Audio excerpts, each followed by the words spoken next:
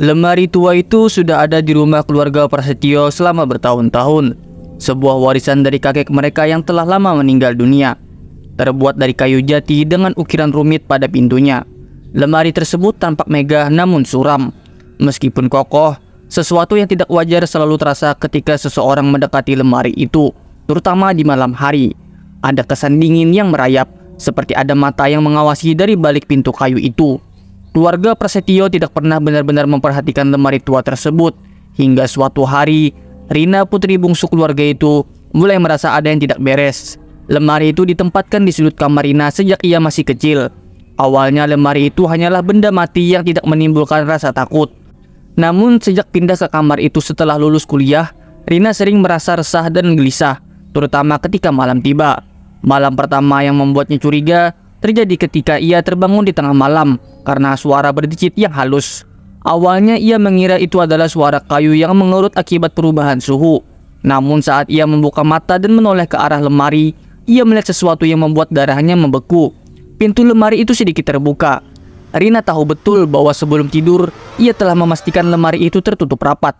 Angin, pikirnya. Namun kamar itu tertutup rapat. Tidak ada angin yang bisa membuka pintu lemari sebesar itu. Rina tidak ingin berlebihan, jadi ia kembali tidur. Namun malam-malam berikutnya menjadi lebih aneh. Ia sering merasa ada sesuatu yang menatapnya dari celah pintu lemari. Terkadang ia mendengar suara langkah pelan di dalam kamarnya, seperti seseorang yang sedang berjalan di atas lantai kayu.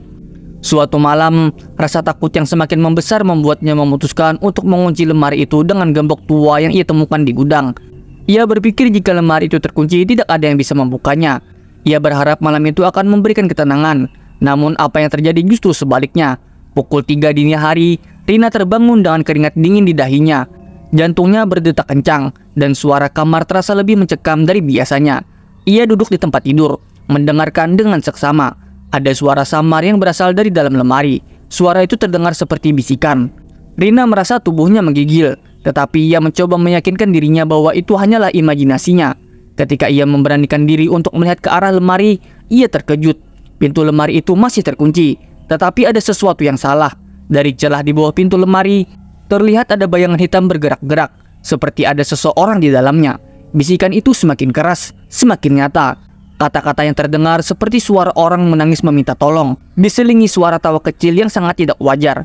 Rina tidak bisa lagi menahan rasa takutnya. Ia segera lari keluar dari kamarnya, membangunkan kedua orang tuanya. "Ayah, ibu, ada sesuatu di dalam lemari," teriaknya dengan wajah pucat pasi. Pak Prasetyo dan istrinya Bu Dewi berusaha menenangkannya. Awalnya mereka berpikir bahwa putri mereka hanya mengalami mimpi buruk. Akan tetapi saat mereka masuk ke kamar Rina, suasana aneh langsung menyergap mereka. Udara di kamar itu terasa dingin, lebih dingin dari suhu normal di malam hari. Pak Prasetyo dengan keberanian seorang ayah mencoba membuka lemari itu. Ia mengambil kunci dan membuka gembok tua yang Rina pasang. Saat pintu lemari terbuka, udara dingin yang lebih menusuk menyeruak keluar, membuat semua orang di kamar itu terdiam. Lemari itu kosong, tidak ada apa-apa di dalamnya, hanya pakaian yang tertata rapi. Namun, saat mereka hendak menutup lemari, sesuatu yang tak terduga terjadi. Sebuah suara keras terdengar dari dalam lemari, diikuti oleh bayangan hitam yang muncul dari sudut terdalam lemari. Bayangan itu menyerupai sosok seorang wanita dengan rambut panjang yang kusut, seperti sedang menahan penderitaan luar biasa. Mata sosok itu menyala merah, menatap langsung ke arah Rina. Rina berteriak sejadi-jadinya, sementara Pak Prasetyo dan Bu Dewi terdiam, tidak bisa bergerak. Sosok wanita itu bergerak keluar dari lemari, tangannya yang panjang dan kurus berusaha meraih Rina. Namun tiba-tiba sosok itu lenyap begitu saja, seolah tertelan oleh kegelapan kamar. Setelah kejadian malam itu, Rina tidak lagi berani tidur di kamarnya. Ia pindah ke kamar lain, sementara lemari tua itu tetap berada di tempatnya. Namun ketenangan tidak datang begitu saja. Meski sudah pindah kamar, Rina masih sering mendengar suara bisikan dari arah lemari, meski ia berada di ruangan yang berbeda. Keluarga Pak Prasetyo akhirnya memutuskan untuk mencari bantuan dari seorang paranormal. Paranormal tersebut seorang pria tua dengan pengalaman puluhan tahun. Mengunjungi rumah mereka dan memeriksa lemari tua itu. Setelah beberapa saat, wajahnya berubah serius. Ia berkata bahwa lemari itu bukan lemari biasa. Lemari ini telah menjadi tempat tinggal bagi arwah gentayangan. Arwah seorang wanita yang mati secara tragis dan terperangkap di dalamnya. Dulu lemari ini milik seorang wanita yang dibunuh dan jasadnya disembunyikan di dalam lemari ini. Rohnya tidak bisa pergi, dan ia mencari seseorang untuk membalas dendam atas kematiannya. ucap paranormal itu. Keluarga Prasetyo gemetar mendengar penjelasan itu. Mereka segera memutuskan untuk membuang lemari itu. Namun paranormal tersebut memperingatkan bahwa membuang lemari itu tidak akan menyelesaikan masalah.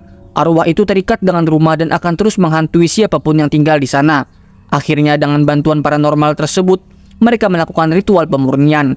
Paranormal itu berusaha mengusir arwah tersebut. Tetapi selama proses ritual, berbagai kejadian mengerikan terjadi. Bayangan hitam kembali muncul. Benda-benda di dalam rumah bergerak sendiri dan terdengar suara tangisan pilu sepanjang malam. Setelah ritual selesai, suasana di rumah itu menjadi lebih tenang. Akan tetapi keluarga Prasetyo tahu, meski arwah itu telah diusir, kenangan tentang teror lemari tua itu akan terus menghantui mereka. Hingga hari ini, tidak ada yang tahu pasti apakah arwah wanita itu benar-benar pergi atau hanya menunggu waktu untuk kembali.